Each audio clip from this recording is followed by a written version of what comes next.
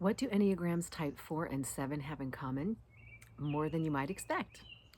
If you're new here, my name's Heath. I am a Riso Hudson certified Enneagram teacher and the author of 2 Enneagram related books, which you can check out in the links below. All right, so people don't typically think that 4 and 7 would have very much in common, but I am here to change your mind. So let's look at 4 or 5 things that they have in common. All right, and the first one is the idea of being too much. So for type 4s, that has to do with their emotional depth, right?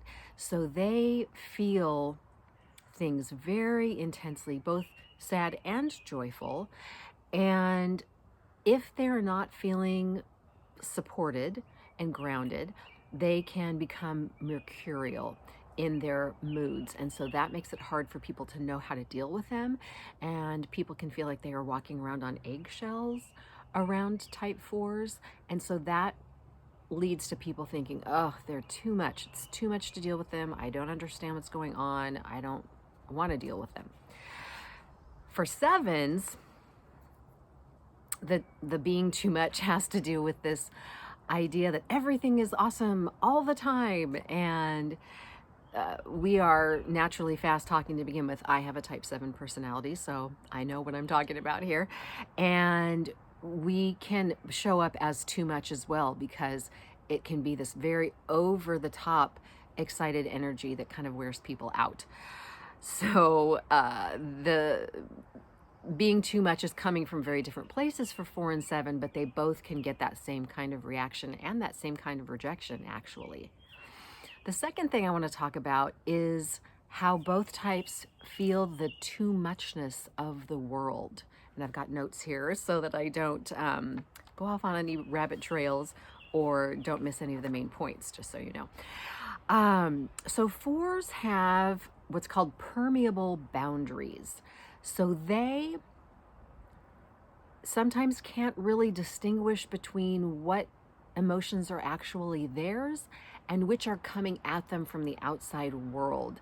And that can just feel overwhelming because, as you know, this world is not perfect and there's a lot of hard stuff going on. And that, on top of the things that are personal to the 4, can really feel overwhelming and feel like the world is just too much. And for 7s, again, coming from a very different place, but they have firm boundaries, which means they're only going to let in the things that they want to allow in. And what they want is not anything negative or painful. They want all the fun and fascinating things. So we want all the options all the time, and that is exhausting and can be overwhelming as well. I like to tell the story about years ago, before I knew the Enneagram. I was really excited about these 3 different events that were all happening on the same day. It was a Saturday. And so I'd been thinking about them all week. I went to the first one and I couldn't really enjoy it because I was like, oh, this is okay, but the second thing is really going to be fun. And then I went to the second event and the same thing happened. I was like, oh yeah, this is fun, but oh, that third thing is really going to be cool. And I remember thinking also another time, like, wow, all the things I'm doing are supposed to be fun. Why am I exhausted? So that is just a little insight into how 7s can also feel like the world is just too much. There's too much possible. There's too much going on. And it's not a healthy way to look at life. So the third thing that 4s and 7s have in common is that they are both members of the object relations group called frustration. Object relations theory is a theory within modern psychology. I don't really have time to go into that. I think I wrote a blog post about it a while back. So if I remember, I'll link that in the comments, or in the description. But if not, you can just go to my website, which is linked below, and just do a search on my blog for that topic. So I call this group actually the longing group, because we're frustrated because we're longing for an ideal. And so for the 4s and 7s, the ideal is very much a different thing. Fours long to have someone who will be emotionally attuned to them and see them as they truly are and be valued for that. Sevens long for unlimited joy and freedom, and that's why they keep seeking new experiences, new and fascinating things to do. Both of them are longing for an ideal that doesn't exist on this earth and is never going to fully satisfy them because they're starting from a faulty premise to begin with. And again, that's a whole longer conversation. I wrote a blog post on this topic and it goes into greater depth. And so I will link that also to the in the description, if I haven't already said that. All right, and so the fourth point is that they both have a connection to type 1. First of all, type 1 is the third Enneagram type within the object relations group. So there's that natural little triangle of connection there. And then in addition, fours can move to type 1 when they are feeling grounded and supported, and they can access the higher qualities of type 1. Sevens tend to be the opposite. They tend to move toward 1 when their standard coping strategies aren't working and they're not feeling necessarily grounded or supported. And so then they can take on the lower qualities of type 1. It's actually not completely that easy because both types can access the negative or positive aspects of type 1. But again, that's a larger discussion for another time.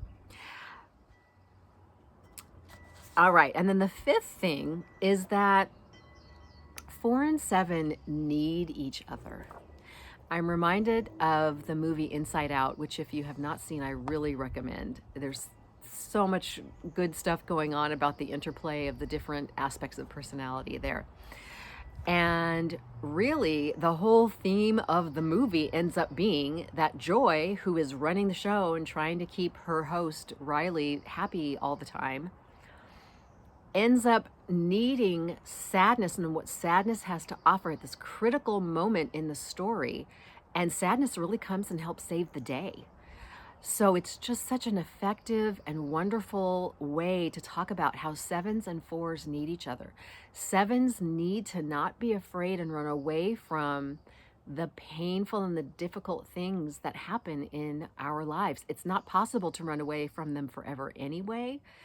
And 4s, by the same token, are not always sad, but they do tend toward melancholy, again, because of that deep longing for that ideal and that sense inside of them that something's missing from them.